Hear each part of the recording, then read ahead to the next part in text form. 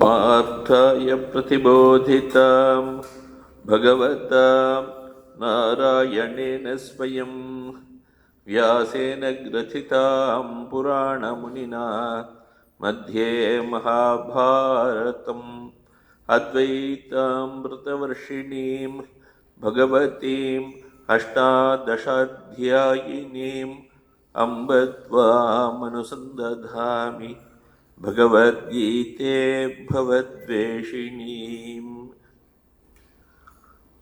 वसुदेवसुतं देवं कंसचाणूरमर्दनं देवकी परमानन्दं कृष्णं वन्दे जगद्गुरुं। स्थापकाय च धर्मस्य सर्वधर्मस्वरूपिणे अवतारवरिष्ठाय रामकृष्णाय ते नमः। जननीं शारदां देवीं रामकृष्णं जगद्गुरुं पादपद्मे तयोः श्रुत्वा प्रणमामि मुहुर्मुहुः। नमः श्रीयतिराजाय विवेकानन्दसूरये सच्चित्सुखस्वरूपाय स्वामिने तापहारिणे।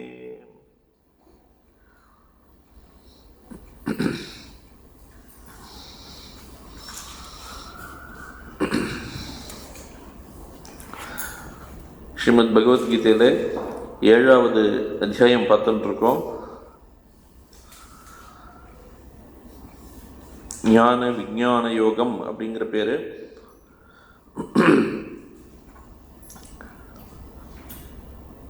ரொம்ப நாளானதுனால ஒரு சின்ன ரிவிஷன் கொடுக்கணும்னு நினைக்கிறேன்.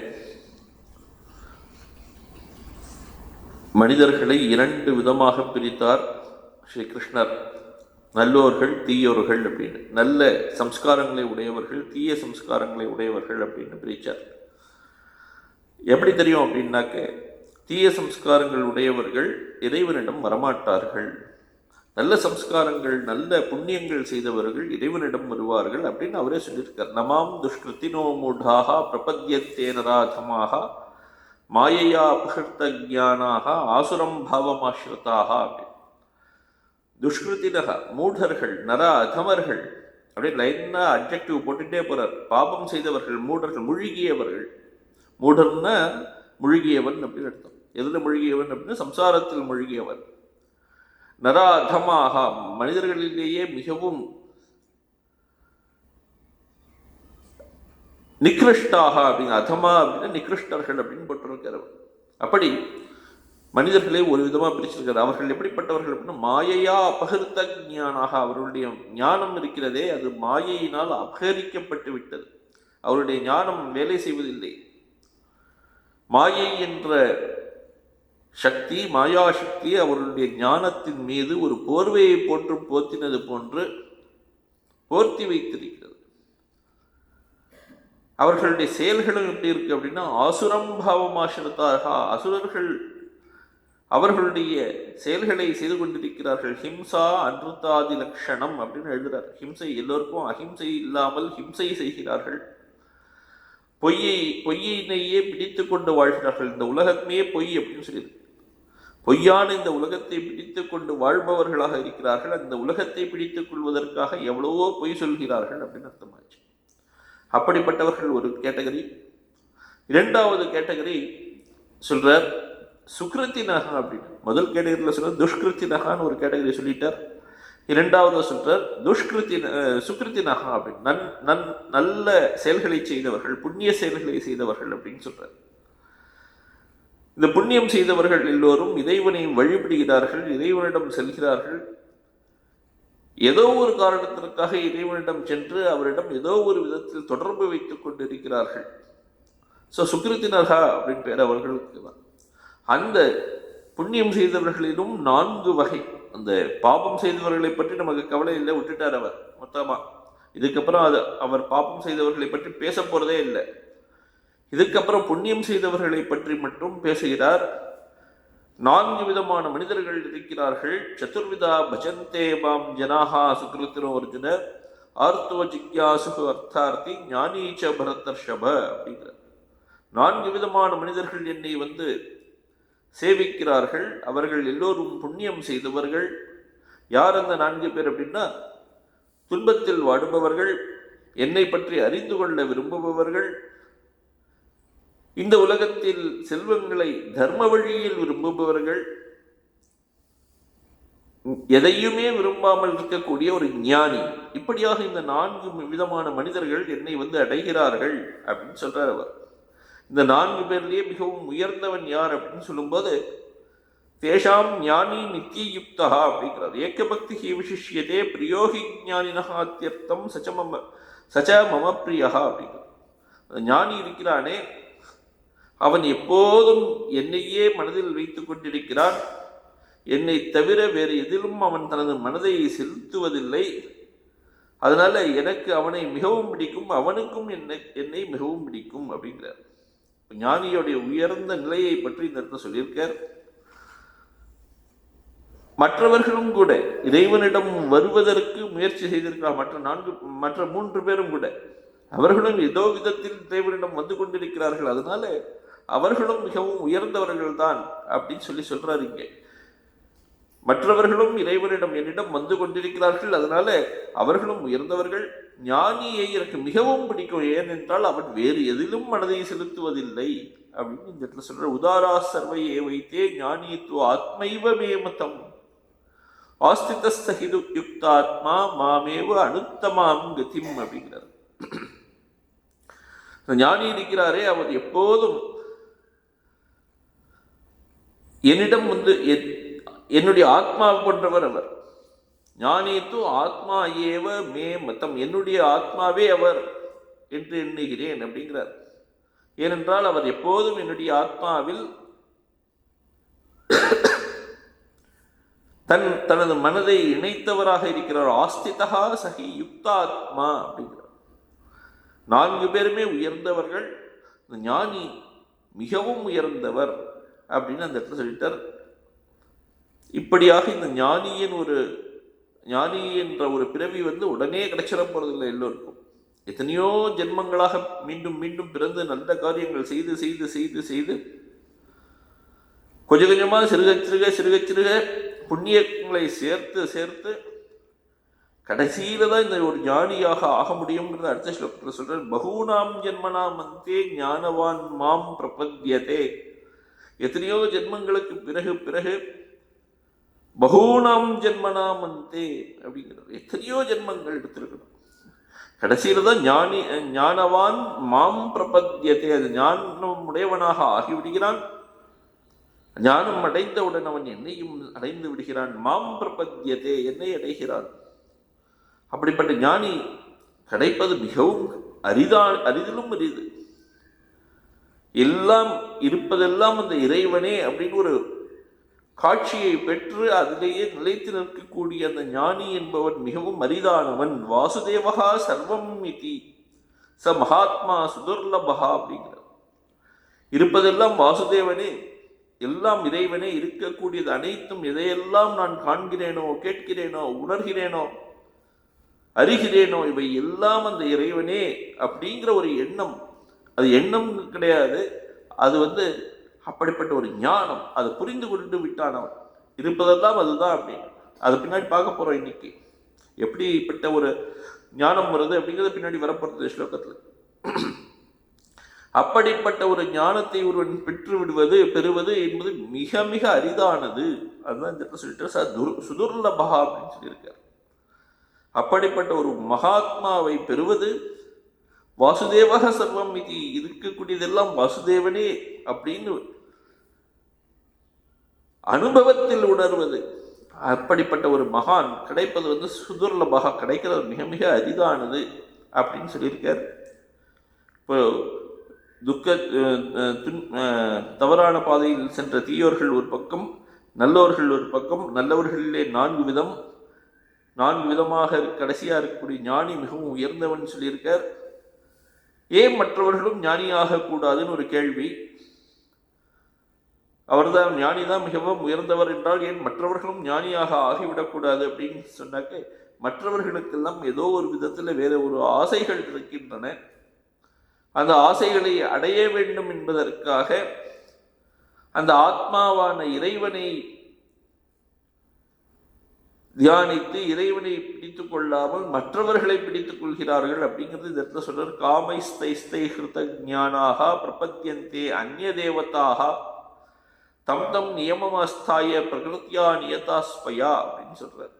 எவ்வளோ விதமான ஆசைகள் ஏற்பட்டு காமைகி தைஹி ஹிருதஞானாக அவருடைய ஞானம் அவருடைய அறிவு. இப்போ ஒரு கடைக்கு போனோடனே இந்த பொருளை பார்க்குறோம் அந்த பொருளை பார்க்குறோம். முதல்ல உள்ள போகிறதுக்கு முன்னாடி நம்ம நினச்சிக்கிறோம் நமக்கு இந்த கையில் 1000 ரூபா தான் இருக்குது, 1000 ரூபாய்க்குள்ளே நம்ம வாங்கிட்டு வரணும்னு நினச்சின்னு உள்ளே போகிறோம். உள்ளே இருக்கக்கூடிய பொருட்களை பார்த்தவுடன் நம்மளை கட்டுப்படுத்தவே முடியல, மனசை பறிகொடுத்து விடுகிறோம். அது என்ன பண்ணுறது அப்படின்னா எத்தனையோ 5000 ரூபாய்க்கு உள்ள பொருட்கள் தான் வாங்கிடுறது. சரி பார்த்துக்கலாம், கிரெடிட் கார்டு இருக்குது அப்படின்னு போயிடுறோம் இல்லையா?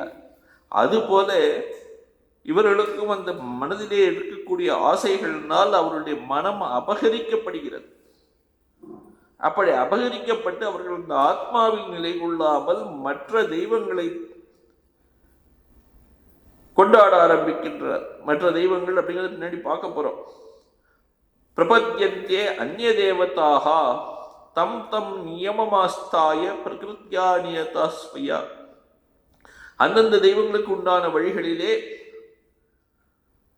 அந்தந்த வழிகளில் அவர்கள் பூஜையோ என்னவோ செய்து கொண்டிருக்கிறார்கள், தியானமோ ஏதோ செய்கிறார்கள். அப்படி அவர்கள் அந்த மற்ற தெய்வங்களை பூஜித்தாலும் கூட அதையெல்லாம் அந்த தெய்வத்தின் மூலமாக நன்மையை கொடுப்பது, அனுகிரகம் கொடுப்பது நான் தான் இங்கே கிருஷ்ணர் சொல்றார். யோ யோ யாம் யாம் தனும் பக்தா ஸ்ரத்தையார்ச்சித்தும் இச்சதி தஸ்யாச்சலாம் ஸ்ரத்தாம் தாமேவ விததாமியகம் அப்படிங்கிறார். அந்த மனிதர்கள் ஆசை வயப்பட்டு அவர்கள் என்ன செயல்களை செய்தாலும் ஸ்ரத்தையா செய்யணும், அவ்வளவுதான். அப்படி ஸ்ரத்தையா செய்யும் போது ஒரு பெரிய நம்பிக்கையுடன் அந்த மற்ற தேவதைகளை வணங்குகிறார்கள் என்றாலும் கூட அந்த மனிதர்களுக்கு ஸ்ரத்தையை நான் தான் கொடுக்கிறேன் அப்படின்னு சொல்லிட்டு தஸ்ய அச்சலாம் ஸ்ரத்தாம், சாதாரண ஸ்ரத்தையை கொடுக்கல, நல்ல திடமான ஸ்ரத்தையை, திடமான ஒரு நம்பிக்கையை நானே கொடுக்கிறேன். நம்பிக்கையை மட்டும் இல்லை, அதுக்கு உண்டான பலனையும் நானே கொடுக்கிறேன் அப்படிங்கிறார். சதயா ஸ்ரத்தையா யுக்தா தஸ்யாராதன மிகதே லபதே சததः காமான் மயைவ விஹிதான் ஹிதான் அப்படிங்கிறார். அப்படி ஸ்ரத்தையா அவர்கள் செய்யும் பொழுது அவர்களுக்கு என்னென்ன பலன்கள் கிடைக்க வேண்டுமோ அந்த பலன்களையும் நானே கிடைக்க செய்கிறேன் அப்படிங்கிறார். ஏன்னா பல கர்மபலதாதான் பேர் இறைவனுக்கு. யார் எந்த கர்மங்களை செய்கிறார்களோ அந்த கர்மங்களுக்கு உண்டான பலனை கொடுக்க வேண்டும். அது பலன்களை கொடுப்பவர் கர்மபலதாதான் பேர் ஈஸ்வரன். அதனால அந்த ஈஸ்வரனாக இருந்து கொண்டு நான் எல்லா விதமான பலன்களையும் கொடுக்கிறேன் அப்படின்னு அந்த இடத்துல சொல்றார். இதுவரை தான் நம்ம பார்த்திருக்கோம் போன வகுப்புல. அப்படி கொடுக்கின்ற பலன்கள் பலன்களில் 2 வகை, நித்தியமான பலன், அனித்தியமான பலன் அப்படின்னு. நம்ம அறம், பொருள், இன்பம், வீடு அப்படின்னு சொல்ற 4 விதமான புருஷார்த்தங்கள், தர்மம், அர்த்தம், காமம், மோக்ஷம். ஒரு மனிதன் தான் அடைய வேண்டுவது இதெல்லாம் வேண்டும் என்று நினைக்கிறான். அப்படி ஒரு மனிதன் அடைய வேண்டும் என்று எதையெல்லாம் நினைக்க முடியுமோ அதையெல்லாம் நம்முடைய முன்னோர்கள் 4 விதமாக கிளாசிஃபை பண்ணி வைத்திருக்கிறார்கள். அதுதான் தர்மம், அர்த்தம், காமம், மோக்ஷம் அப்படி 4 புருஷார்த்தங்கள்னு பெயர். புருஷேன அர்த்தியத்தை, புருஷர்கள் பிரார்த்தித்து இது வேண்டும் என்று கேட்கிறார்கள், அதனால அதுக்கு பெயர் புருஷார்த்தம்னு பெயர். முதல் 3 புருஷார்த்தம் இருக்கிறது, தர்மம், அர்த்தம், காமம். இந்த 3ம் ஒரு மனிதனால் அடைய வேண்டும் நிச்சயமா, இல்லைன்னு சொல்லல.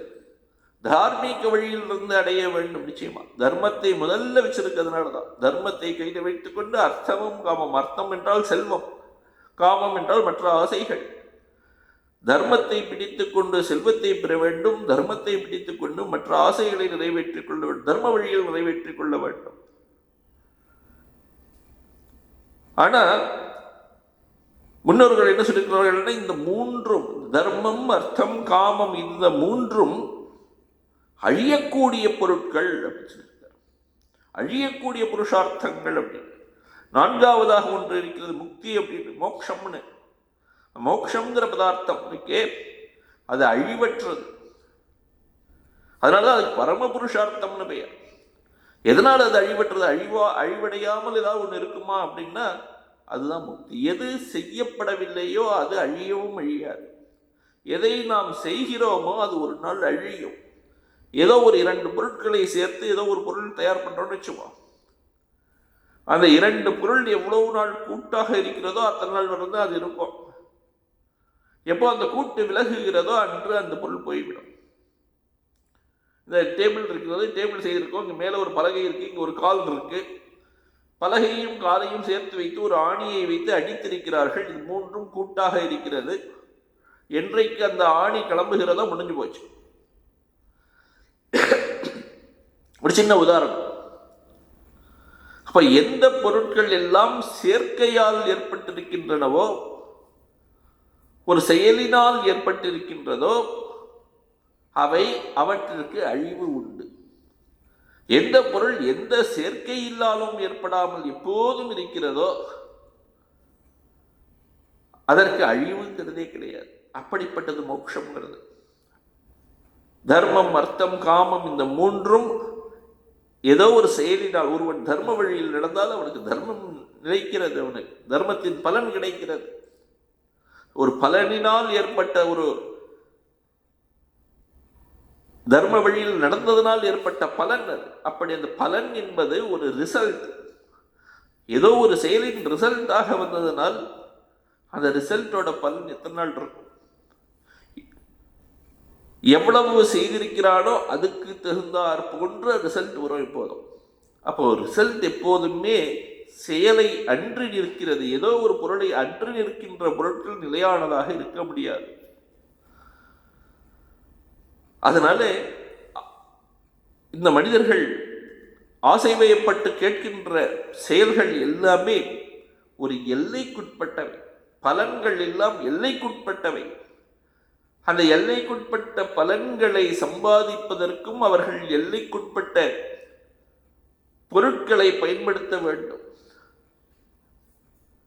அப்படி எல்லைக்குட்பட்ட பொருட்களை எல்லைக்குட்பட்ட பொருட்கள் அப்படின்னா அதையும் சொல்ல போற பின்னாடி வர்றது.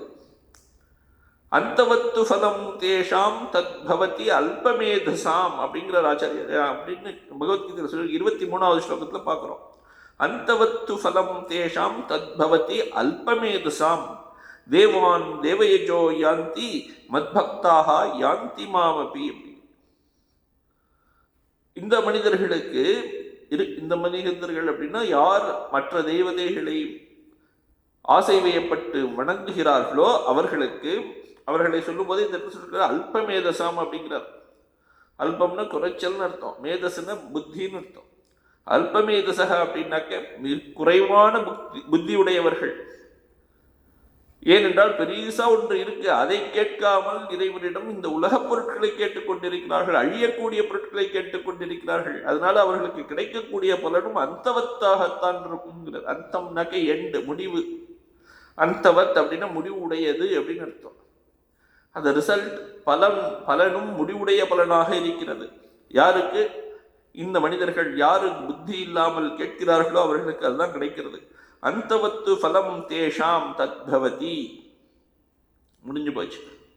அந்த தூன்னு ஒரு வார்த்தை போட்ட அந்தவத்து அப்படின்னு தூ அப்படின்னாக்க எப்போதுமே கான்ட்ரடிக்ட் பண்ணக்கூடிய விஷயங்களை தூணு போடுவோம். 2 பேரை கான்ட்ராஸ்ட் பண்ணக்கூடிய விஷயங்களை தூணு போடுவோம்.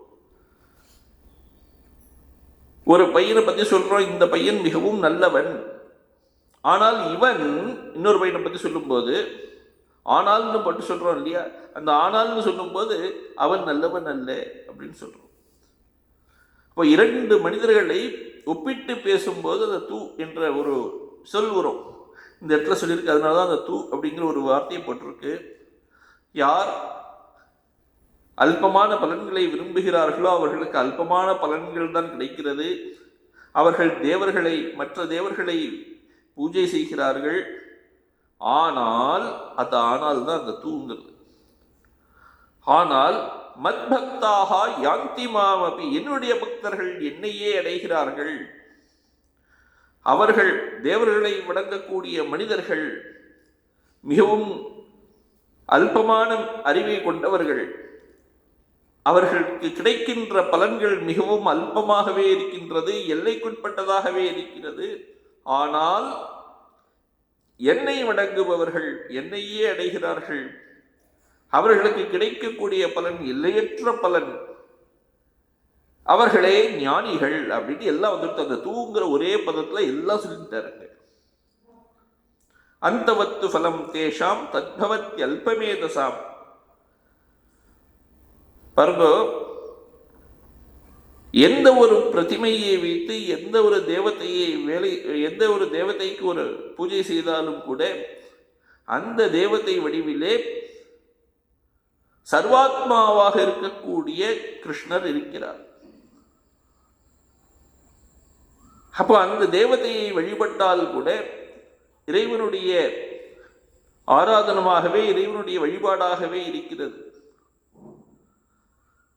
அந்த தேவதையிடமிருந்து இவர்களுக்கு பலன் வருகிறது என்று எண்ணினாலும் கூட எல்லோருக்கும் மேலே இருந்து கொண்டு பலனை கொடுப்பவனாக இருக்கக்கூடியவன், உள்ளே இருந்து கொண்டு இயக்கக்கூடியவன், சர்வ பலதாத்தா, அந்தர்யாமியாக இருக்கக்கூடியவன் அந்த இறைவன். இருந்தாலும் கிடைக்கக்கூடிய பலன்ல வேற இருக்கு. சாட்சாத் அந்த நாராயணனையே வணங்கக்கூடியவனுக்கு வேறு விதமான பலன், அந்தமில்லாத முடிவற்ற ஒரு பலன் கிடைக்கிறது. மற்றவர்களை வணங்கும் போது எல்லைக்குட்பட்ட ஒரு நியதமான ஒரு பலன் கிடைக்கும். ஏன் அப்படின்னாக்க ஒரே ஒரு வித்தியாசம் என்ன அப்படின்னா, விவேகம் இல்லாமல் இரண்டு பேரும், ஒருவன் விவேகத்துடன் வழிபடுகிறான், இன்னொருவன் விவேகம் இல்லாமல் வழிபடுகிறான். விவேகத்துடன் வழிபடும் போது அவனுக்கு எல்லாம் கிடைக்கிறது. விவேகம் இல்லாமல் வழிபடும் போது அவருடைய பலன் எல்லைக்குட்பட்டதாக இருக்கிறது. அதே விவேகத்துடன் வழிபடுறது, விவேகம் இல்லாமல் வழிபடுறது, அது அடுத்த ஸ்லோகத்தில் சொல்ல போறார். இது பார்க்கலாம். இப்ப முதல்ல அந்தவத் வினாஷி அப்படிங்கிறார். இந்த அந்தவத்து பலம் தேஷாமுக்கு ஒரு அவதாரிக்கை வைக்கிறார். எஸ்மாத் அந்தவத் சாதன வியாபாரா அவிவேகினஹா காமினஹா ச தே அத்தஹா அப்படின்னு ஆரம்பிக்கிறார். அந்த பூஜை செய்கிறவர்கள், ஆராதனைகள் செய்கிறவர்கள் எப்படிப்பட்டவர்கள் அப்படின்னா அவிவேகிகளாக இருக்கிறார்கள், ஞானமற்றவர்களாக இருக்கிறார்கள். காமினகா, ஆசை வயப்பட்டவர்களாக இருக்கிறார்கள். அவர்கள் செய்கின்ற பூஜைக்கு உரிய பொருட்களும் எப்படிப்பட்டதாக இருக்கிறது அப்படின்னா எல்லைக்குட்பட்ட பொருட்களாக இருக்கிறது. அந்தவத் சாதனம் வியாபாராக அப்படிங்கிறார். எல்லைக்குட்பட்ட ஒரு பொருட்களை வைத்துக்கொண்டு செய்கின்ற செயல்கள், செய்பவன் அவிவேக்கியாக இருக்கிறான், காமியாக இருக்கிறான். அப்படிப்பட்டவன் செய்கிறான். அதனால் பலனும் கூட அந்தவத்தாக இருக்கிறது, எல்லைக்குட்பட்டவையாக இருக்கிறது. அந்தவத் அப்படின்னா வினாஷி அப்படின்னு சொல்லிட்டு அழியக்கூடியதுன்னு சொல்லிட்டார். அதனால் கிடைக்கக்கூடிய பலன் அழியக்கூடிய பலன். அந்தவத்து வினாஷி தூ ஃபலம் தேஷாம் தத்பவதி அல்பமேதசாம். யாருக்கு அப்படின்னா அல்பமேதசாம், அல்ப பிரஜானாம். யார் அவர்கள்? தேவான் தேவயஜோ யாந்தி. அவர்கள் எதை பெறுகிறார்கள் அப்படின்னா தேவர்களை பூஜித்து தேவர்களிடம் செல்கிறார்கள். மத்பக்தாக யாந்தி மாமபி, என்னுடைய பக்தர்கள் இருக்கிறார்களே அவர்கள் என்னையே வந்து அடைந்து விடுகிறார்கள். எங்கெல்லாம் கிருஷ்ணர் வந்து நான் எனது அப்படின்னு சொல்லிக்கிறாரோ உடனே நம்ம எடுத்துக்கணும், அங்க வந்து ஆத்மாவை சொல்கிறார் அப்படின்னு. மத்பக்தாக அப்படின்னு சொன்ன உடனே ஆத்ம பக்தர்கள் அப்படின்னு எடுத்துக்க. நம்ம உடம்புல இரண்டு இருக்கு. ஒன்று அழியக்கூடிய பொருளான இந்த உடல், மனம், புத்தி, அகங்காரம், இது போல இருக்கவை எல்லாம் அழியக்கூடியவை. அழியக்கூடிய ஒரு பொருள், அழியாத ஒரு பொருள் உள்ளே இருக்கு, அது வந்து ஆத்மா. அழியக்கூடியதும் அழியாததுமான இருக்கக்கூடிய இந்த இரண்டு பொருளின் ஒரு மிக்ஸ் தான் இந்த மனுஷன். சாதாரணமாக நம்ம சொல்றோம் மனிதன் அப்படின்னு சொல்லும்போது அழியாத பரமாத்மா உள்ளே உட்கார்ந்து கொண்டிருக்கிறது. அது நிறைய பேருக்கு தெரிவதில்லை. நாகம் பிரகாஷ சர்வசிய யோகமாயா சமாவர்த்தகன்னு அடுத்த ஸ்லோகத்தில் சொல்ல போறார். இந்த உள்ளே இருக்கக்கூடிய பரமாத்மா எல்லோருக்கும் தெரிவதில்லை. ஏனென்றால் யோகமாயை மூடிக்கொண்டிருக்கிறது, மறைத்துக் கொண்டிருக்கிறது, நம்மால் பார்க்க முடிவதில்லை. நாம் இந்த அழியக்கூடிய இந்த உடலையே பார்த்து கொண்டிருந்து விட்டோம். ஆனால் கிருஷ்ணருக்கு அந்த யோகமாயைங்கிறதே கிடையாது. அதனால எப்போதான் நான் என்று அவர் கூறுகிறார்களோ, அவர் கூறும்போதெல்லாம் ஆத்மாவை நாம் எடுத்துக்கொள்ள வேண்டும். மத் பக்தாகா அப்படின்னு சொன்னாக்கா ஆத்ம பக்தாகான்னு எடுத்துக்கணும். ஆத்ம சேவினகா அப்படின்னு ஆத்மாவையே எப்போதும் வழிபடக்கூடியவர்கள் யாந்தி மாமபி அப்படிங்கிற என்னையே அடைகிறார்கள் அப்படின்னு சொல்றார். அந்த ஆத்மாவையே அடைகிறார்கள். எது ஆதியும் அந்தமும் இல்லாமல் இருக்கிறதோ, சச்சிதானந்த வடிவமாக இருக்கிறதோ, பரபிரம்மம் ஈஸ்வரன், அவரையே அடைகிறார்கள். அதாவது முக்தியை அடைந்து விடுகிறார்கள் அர்த்தம். எப்பொழுது ஒருவன் தன்னுடைய ஆத்மாவிலேயே ஐக்கியமடைந்து விடுகிறானோ, பிரம்மத்தில் லயமடைந்து விடுகிறானோ, அவனுக்கு முக்தி கிடைத்து விடுகிறான், உடனே கிடைத்து விடுகிறான். இந்த உலகத்திலே அவன் பின்பும் வாழ்ந்தானே ஆனால் அவன் ஜீவன் முக்தனாக வாழ்கிறான். உடலை துறந்த பிறகு விதேக முக்தியை பெற்று விடுகிறான். அதுதான் என்ன சொல்லி மத் பக்தாக யாந்தி மாமபி. இப்ப இந்த இரண்டு விதமான மனிதர்களுக்கும் பாருங்க, ஒருவனுக்கு இரண்டு பேரும் பூஜை செய்கிறார்கள், வழிபாடுகள் செய்கிறார்கள். ஒருவன் மற்ற தெய்வங்களை வழிபடுகிறான், இன்னொருவன் தன்னுடைய ஆத்மாவை வழிபடுகிறான். மற்ற தெய்வங்களை வழிபடுவதற்கும் ஆத்மாவை வழிபடுவதற்கும் ஒரு செய்பவர்கள் இருவருக்கும் வேண்டிய ஒரு சிலையில் செய்யணும்னா பல விதமான கஷ்டங்கள் இருக்கும் இல்லையா, சிரமங்கள் இருக்கும். ரெண்டு பேருக்கும் சமமான சிரமங்கள் இருக்கின்றன. இருந்தாலும் பலன் என்பது இருவருக்கும் வெவ்வேறாக இருக்கிறது. ஒருவருக்கு மிக உயர்ந்த பலன் மோட்சமே கிடைச்சிடுறது, இன்னொருவருக்கு அழியக்கூடிய பலமாக கிடைக்கிறது. அதை இந்த இடத்துல ஆச்சாரியர் எழுதுறார். ஏவம் சமானி அப்படி ஆயாசே. ஆயாசம்னா மிகவும் கஷ்டம்னு அர்த்தம். ஒரு முயற்சி செய்துதான் செய்யறான் இல்லையா, அப்படி ஏவம் சமானி அப்படி ஆயாசே.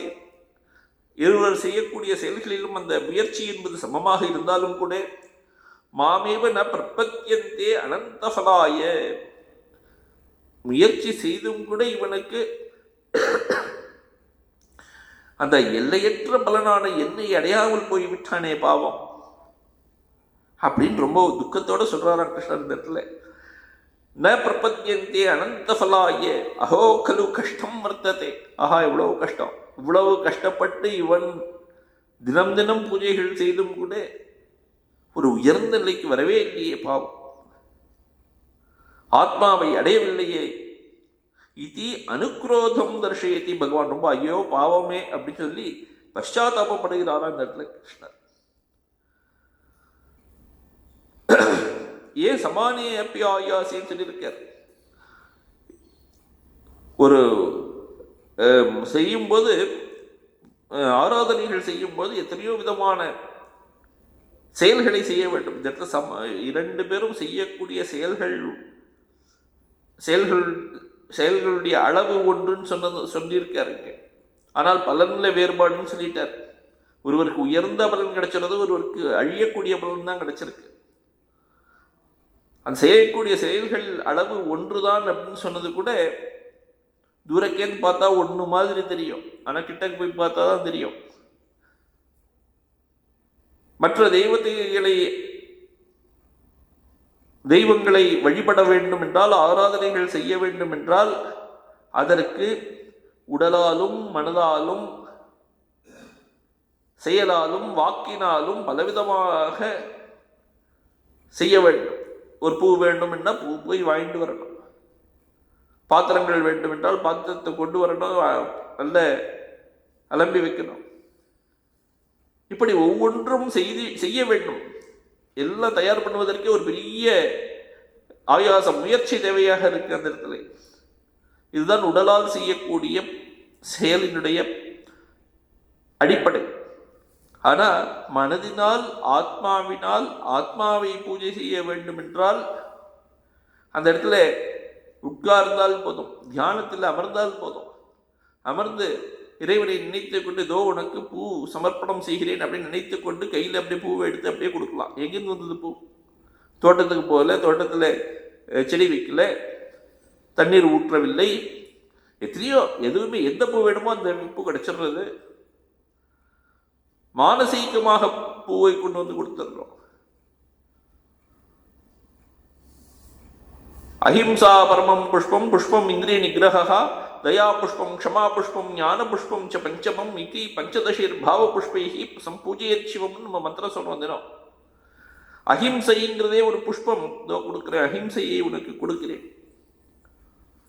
இந்திரிய நிகிரகம் இருக்கிறது, அது ஒரு பெரிய புஷ்பம், அதை உனக்கு கொடுக்கிறேன்.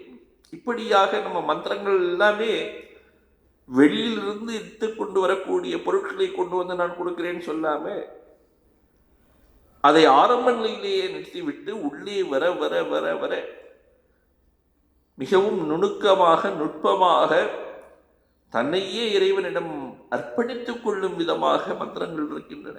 அப்படி செய்யும்போது ஆயாசம்ன்றது குறைஞ்சே போச்சு. ரொம்ப கஷ்டப்பட வேண்டிய அவசியமே இல்லை. பலனோ உயர்ந்த பலன். பிரகலாதன் இருந்தான். பிரகலாதன் அவனுடைய தந்தையார் இருந்தார் ஹிரண்யகசிபு.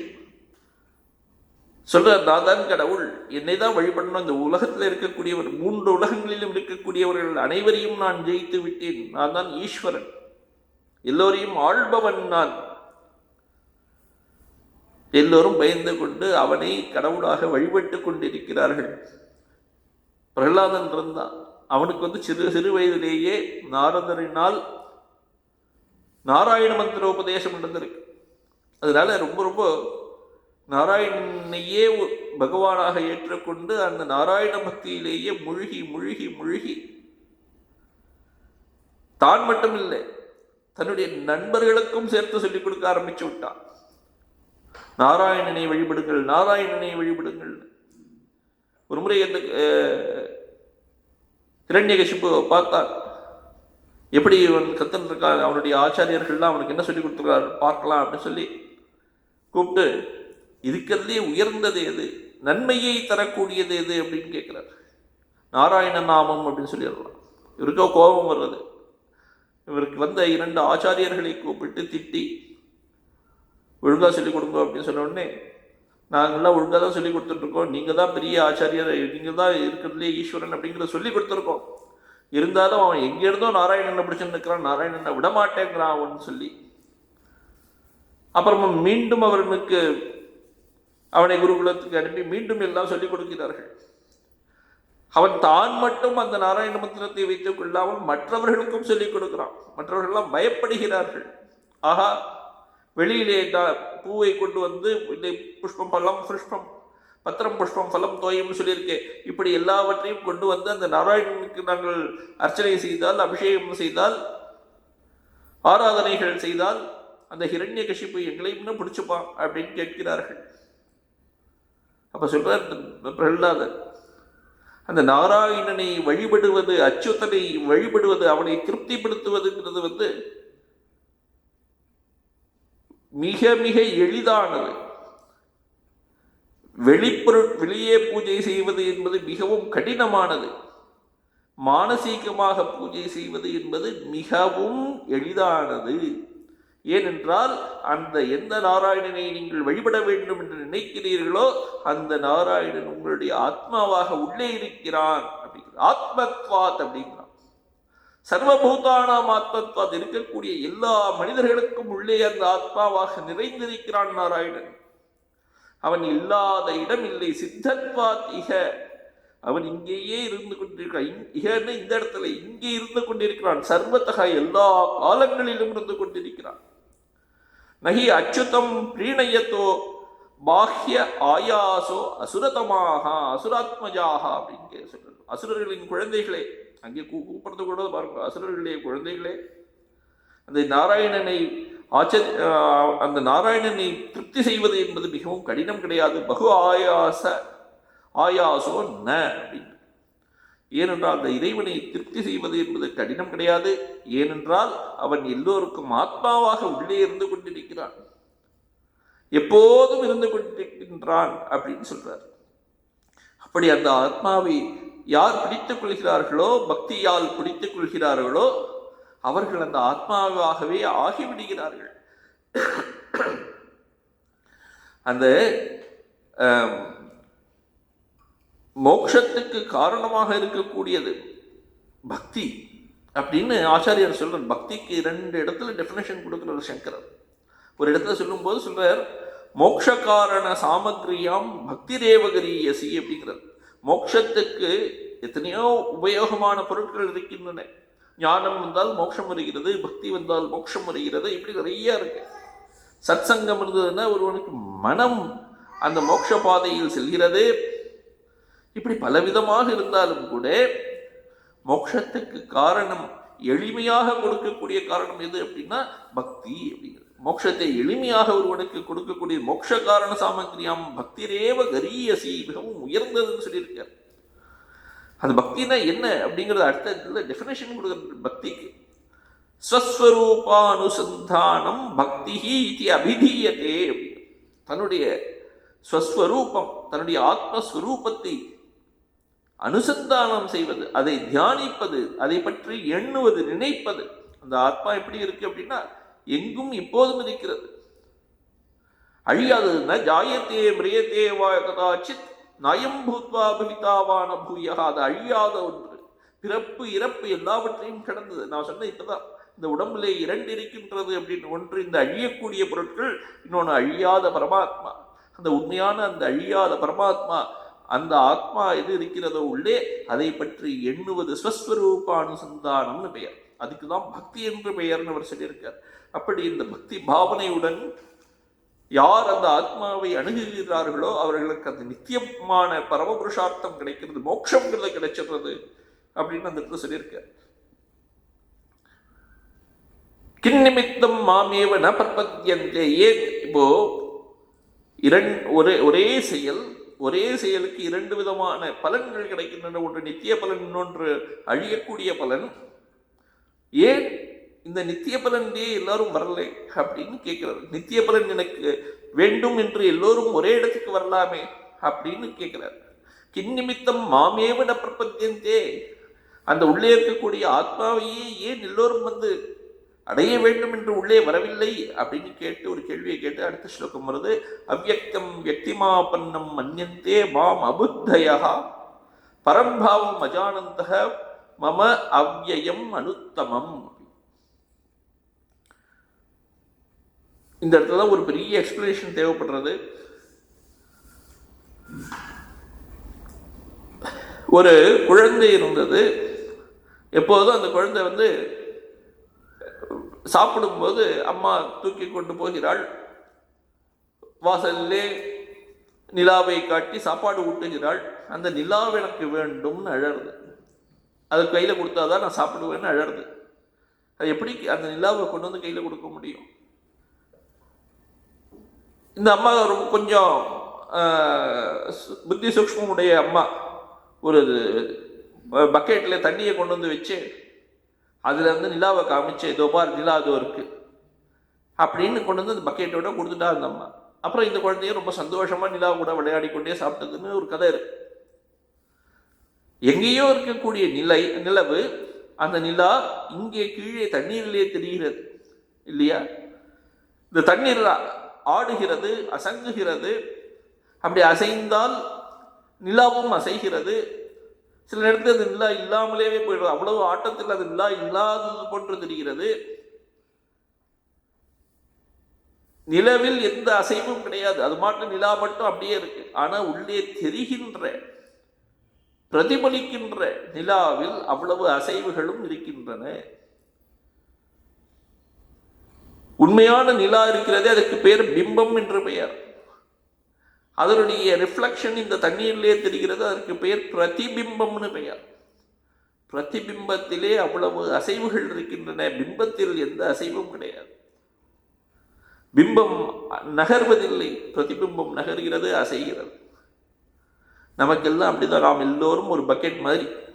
உள்ளே பரமாத்மா தெரிந்து கொண்டிருக்கிறார். உள்ளே எல்லோரிலும் ஒரு பரமாத்மா இருக்கிறார். எல்லோரிலும் ஒவ்வொரு பரமாத்மா இல்லை, எல்லோரிலும் ஒரே, எப்படி பலவிதமான பக்கெட்டுகளிலும் அந்த நிலா பலவிதமாக தெரிகிறதோ அதே போன்று நம் எல்லோரிலும் அந்த பரமாத்மா அவருடைய ரிஃப்ளெக்ஷன் இருந்து கொண்டே இருக்கிறது. எப்போது அந்த தண்ணீர் ஆடாமல் இருக்கிறதோ அப்போது நிலா நன்றாக தெரிகிறது. அது போன்று மனம் ஆடாமல் இருந்தால் உள்ளே பரமாத்மா தெரிவார். மனம் ஆடாமல் இருக்க வேண்டும்.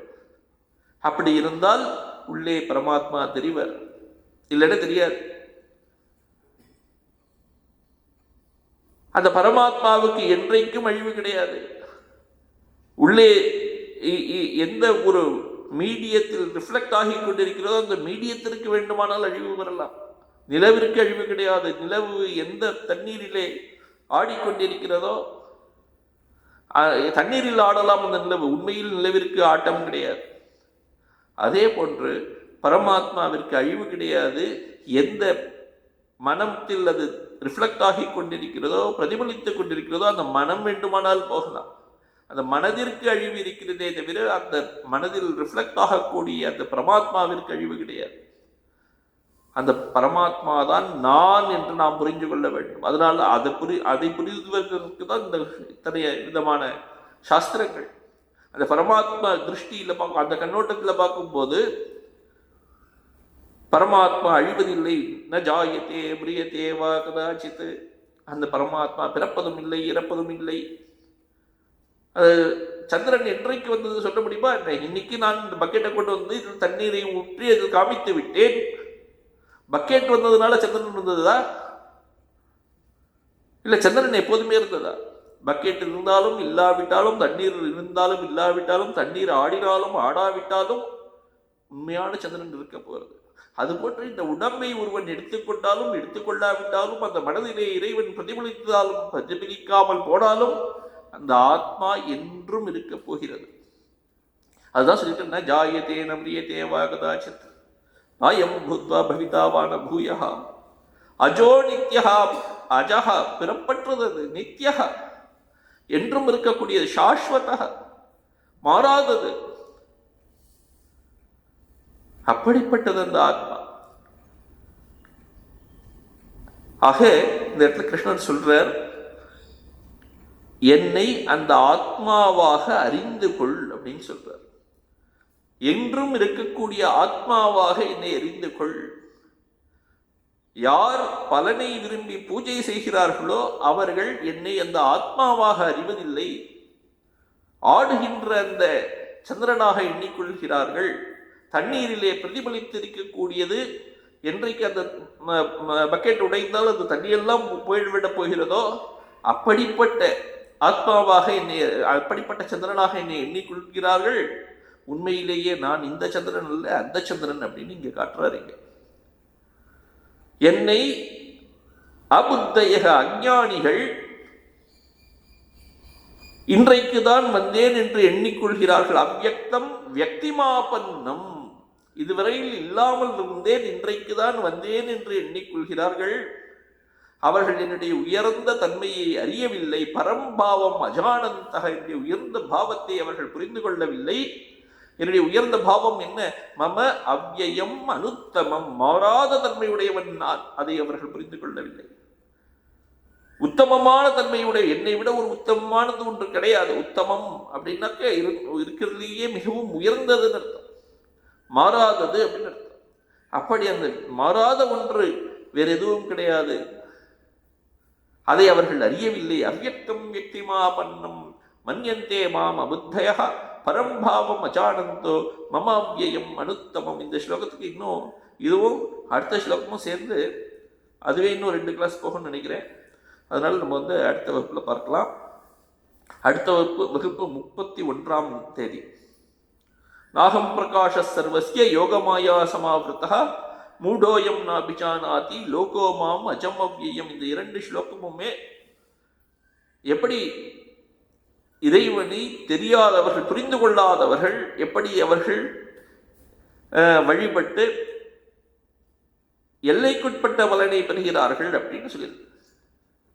அப்ப எல்லைக்கு உட்படாத பொருள் என்ன அப்படின்னா அந்த இறைவனே இறைவனையே நினைத்து நினைத்து இறைவனுடைய நிலையிலேயே, அதனாலதான் இறைவன் இடம் செல்லும் பொழுது அழியக்கூடியவை எல்லாம் நம்மை விட்டு ஒதுங்கி விடுகின்றன. தானாகவே வழி கிடைத்து விடுகிறது ஒருவனுக்கு. அழியக்கூடிய பொருட்கள் தான் வேணும் யாராவது போனார்கள் என்றால் அவர்களுக்கு அது கிடைக்கும், இல்லைன்னு சொல்லலை. ஆனால் அது என்றைக்காவது ஒரு நாள் அழிந்து விடப் போகிறது. அழியாத பொருள் ஒரு வேண்டும் என்று யார் நினைத்து கொண்டு இறைவனிடம் வருகிறார்களோ இறைவன் தன்னையே கொடுத்து விடுகிறான். ஏனென்றால் அந்த இறைவன் தான் இருக்கிறதுலையே அழியாத பொருள், என்றும் இருக்கக்கூடிய பொருள் அதுதான்.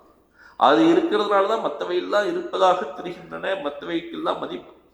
உள்ளே அந்த பரமாத்மா இருப்பதனால் இந்த உடலுக்கு மதிப்பு. என்றைக்கு அந்த பரமாத்மா இங்கிருந்து போய்விட்டதோ மறுநாளே இதுவும் போயிடும். அவ்யக்தம் வெக்திமாபன்னம் மன்யந்தே மாம புத்தயா பரம்பாவம் அஜானந்தோ மமாவியம் அனுத்தமம் நாகம் பிரகாஷ சர்வசிய யோகமாயா சமாவிருத்தா. யோகமாயினால் மூடப்பட்டவனாக இருக்கிறான். மூடோயம் நாபிஜானாதி லோகோமாம் அஜம் அவ்யயம். என்னுடைய அந்த பிறவியற்ற நிலை, அஜம் என்றால் பிறப்பற்ற நிலை, அதை அவ்யயம் மாறாத நிலை, இதையெல்லாம் இந்த மனிதர்கள், சாதாரண மனிதர்கள் மோகத்தினால் மூடப்பட்டு அறியாமல் இருக்கிறார்கள் அப்படின்னு சொல்லியிருக்கார். இதுக்கப்புறம் உண்டான பாஷ்யங்கள் எல்லாவற்றையும் அடுத்த வகுப்பில் பார்க்கலாம். ஓம் சாந்தி ஷாந்தி ஷாந்தி. ஹரி ஓம் தத்சத். ஸ்ரீராமகிருஷ்ணார்ப்பணமஸ்து.